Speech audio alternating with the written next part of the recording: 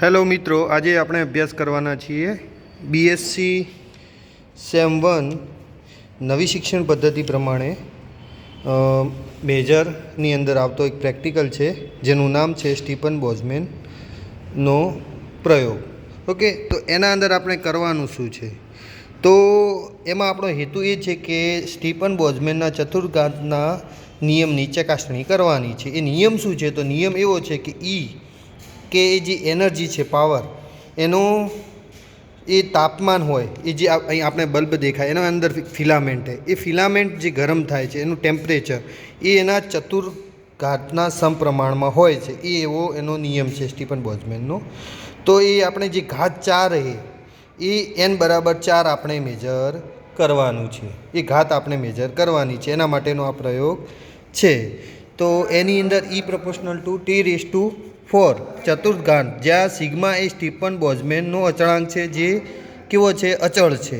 Okay, તો આપણે n major કરવાનું. તો n માટેનું સૂત્ર શું છે? 1.2 ગુણ્યા ઢાળ.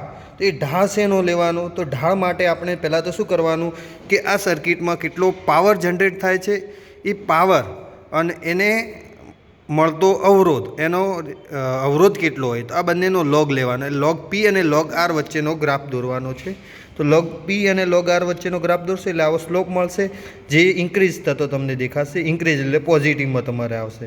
એ પોઝિટિવ ઢાળ આવે છે તો સર્કિટ આ ટાઈપની હશે. બલ્બ હશે, એના સિરીઝમાં એમીટર હશે, એની સાથે સિરીઝમાં વોલ્ટમીટર, ને એના સમાંતરમાં આપણે વેરિક મૂકેલો હોય વોલ્ટેજ. ઓકે, તો અહીંયા આપણે જે પાવર છે એ કેટલા વોલ્ટનો ગોળો છે એ પ્રમાણે અહીંથી આપણે ચેન્જ કરશું. જો અહીંથી 20થી ચાલુ કરવાનું છે, આપણે મેક્સિમમ 120 વોલ્ટ સુધી જઈ શકીએ, કારણ કે 120 વોલ્ટ જેટલો આપણે ગોળો મૂકેલો છે એટલા માટે. તો અહીંથી આપણે જેમ જેમ સ્ટાર્ટ કરશું એટલે જો અહીંયા ફિલામેન્ટ ચાલુ થઈ ગયું હોય.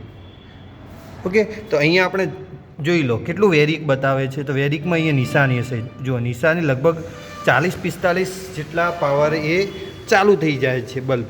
એના પછી આપણે ધીરે ધીરે વધારશું એમ જો એની લાઇટ પણ વધે છે. ઓકે, તો એનો પાવર વધે છે. તો એ પાવર પ્રમાણે એનું વોલ્ટેજ અને પ્રવાહ કેટલો? પ્રવાહ એ મિલીએમીટરની અંદર છે, વોલ્ટેજ આપણે એસી વોલ્ટેજ. ઓકે, તો એના સમાંતરમાં આને ગોઠવેલું છે અને એના સિરીઝમાં આને આપણે ગોઠવેલું છે. ઓકે, તો જેમ જેમ તમે અહીંથી બદલશો વેરિએક એ પ્રમાણે એ બલ્બ ચાલુ થશે.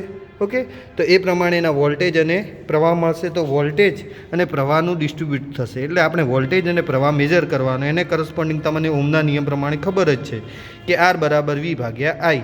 ઓકે, તો એ શું થશે? બંને ઇન્ક્રીઝ થઈ રહે. આઈનું મૂલ્ય બહુ નાનું મિલીએમ્પિયરમાં ઇન્ક્રીઝ થાય. એટલે આપણે ગણીએ કે 0.01 અને આ 100, એટલે મિનિમમ મેન્ટેનન્સ અચળ કોન્સ્ટન્ટ એ રીતના અવરોધ ધીરે ધીરે વધશે અને એ રીતના પાવર પણ વધશે. ખ્યાલ આવ્યો? તો પાવર અને વોલ્ટેજ, અવરોધ અને પાવર તમને મેજર થઈ જાય એના પછી એના લોગ લઈ લેવાનો, લોગ આર અને લોગ પી, અને એનો ગ્રાફ દોરવાનો. એના પરથી ઢાળ મળશે.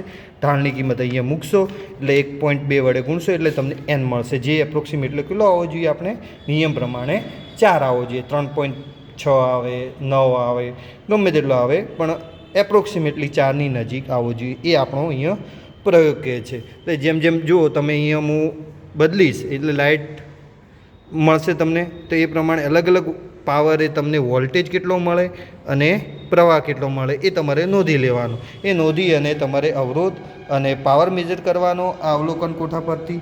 અને એના પછી